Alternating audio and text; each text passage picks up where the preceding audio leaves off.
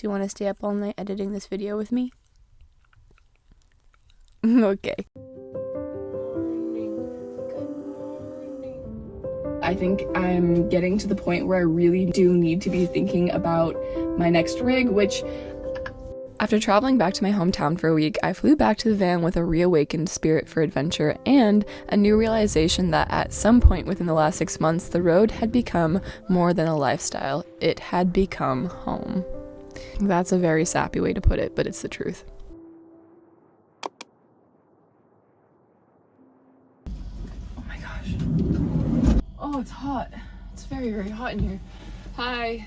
I honestly don't even know if I showed the fact that I flew home to Monterey, but I flew home this week, and today I flew back into Seattle. Although I am exhausted, I am also incredibly grateful to be home.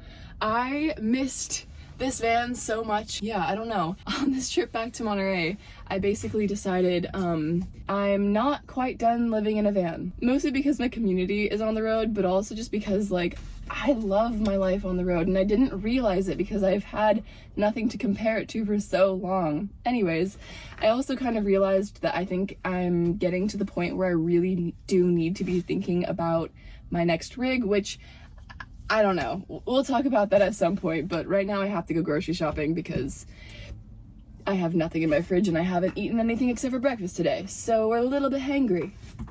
Wait, this is me fact checking myself. I actually do have yogurt, so. As I drove through the countryside on my way towards Bellingham, I found myself in this quiet contentedness. I was quite literally driving straight towards a season of backpacking and friends and epiphanies about the future of my road life.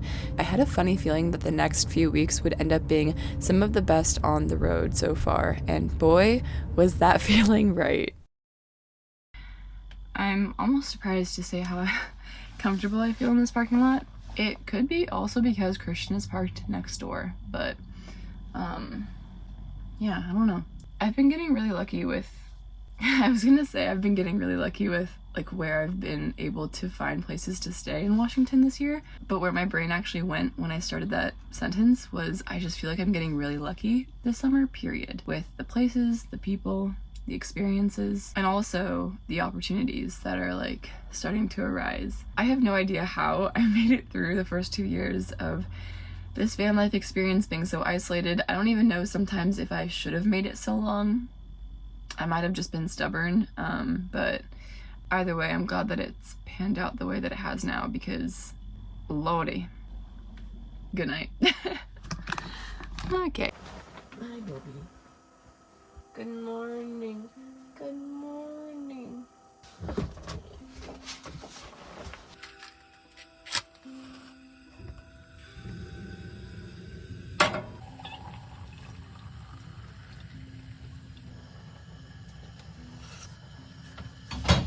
It's currently like the first week of August, and I've been looking forward to this backpacking season since like last August.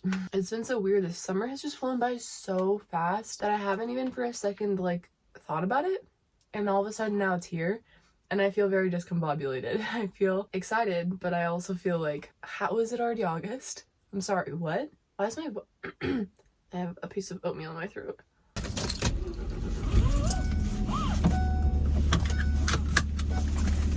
Oh, Bubba.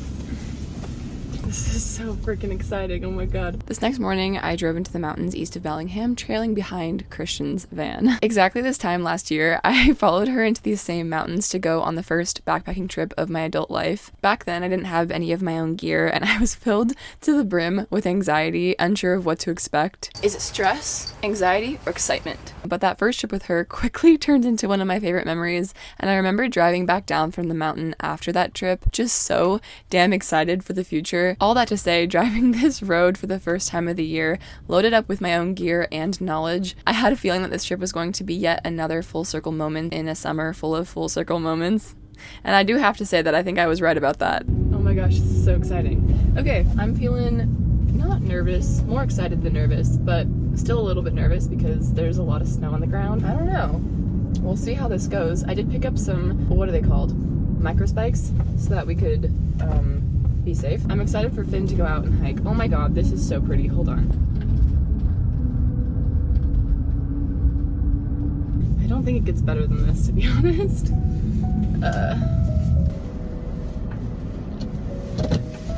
Alright then, let's go. Should I really bring this entire tube? No. Sleeping bag, tent.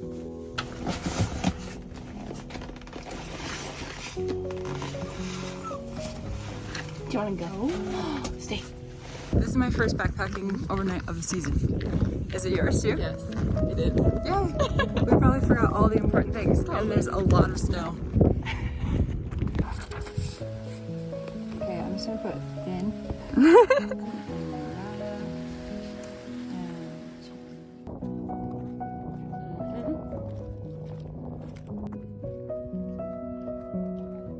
Wait, which one?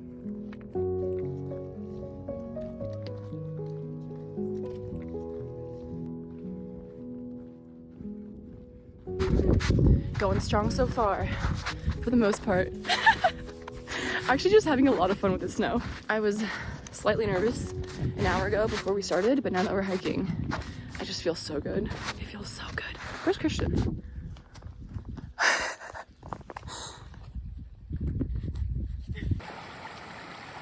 We hiked for a few hours through snowy passes and green trails full of wildflowers, and eventually the trail brought us to our first lake. There are so many lakes out here. They didn't really look all that swimmable. In fact, this first one looked freezing, but after a long hike with the sun beaming down on us, we somehow found ourselves on the shore of a lake ready to jump in. Can I do it? I don't know. No, I've thought too hard about it.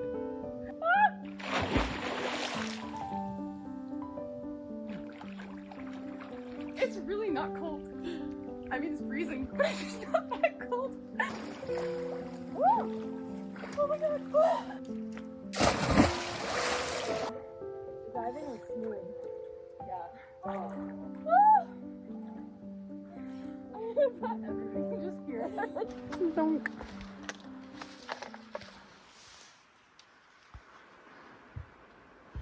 How are you feeling? So happy. So happy. I'm feeling quite sappy right now. A few hours later, I landed in bed. I skipped the footage from the evening because the mosquitoes were so bad. They were so awful. You're kidding me! Oh my god, you have like 50 on you. I am the chosen one. I don't know what it is about my blood specifically that attracts them to me, but they were awful. Dude. I'm just chilling in the tent.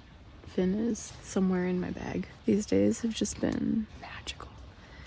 It sounds so corny to say that, but it's so freaking true. Anyways, I think that's all I have to say right now. I'm gonna see you back at the van. There are so many bugs outside. Okay. The amount of bug bites all over my body right now is absolutely absurd, but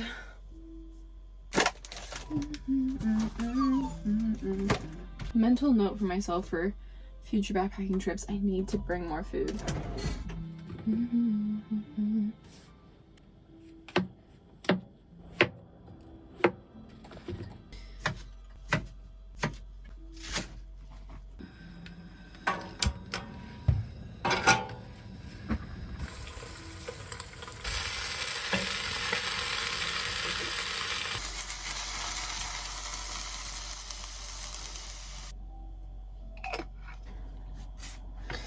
Ouch.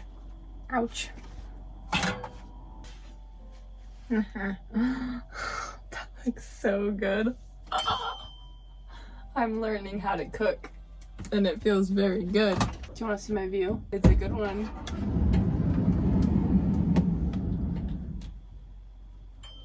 Oh my gosh. I cannot explain how good it feels to just like get in bed At the beginning of the summer, before I started playing tag with friends, I was just finally beginning to accept the fact that the road life might not be a stable enough lifestyle to continue long term. I think I was finally beginning to understand that it's not normal to be as isolated as I was. The part that I find funny, though, is that right when I allowed myself to really start to understand that, right when I started to think about what I would do if I got off the road to pursue a more stable, balanced, community-oriented life, it was like the van life god said, oh, she wants more stable community or she's gonna quit? Let's just give her what she wants, finally, and see what happens. I was talking to someone once about all the places that we could see ourselves moving to. At the time, I was dreaming about like moving to New England, Washington, Alaska, Colorado, moving abroad. And I remember so clearly when this person said like, the only real way to decide where to move is to follow friends and family. At the time, I didn't fully understand that, but now, yeah. Anyways, all that to say that if I stay on the road for another 2 years, it is not because the van life is awesome. It's because my people are on the road. And so long as my people are on the road, I'll probably be on the road too. So far, I have no plan to self-sabotage by buying a cabin in the woods and isolating myself. What are you having? I'm having a risotto with chicken, and I'm very excited about it. Oh.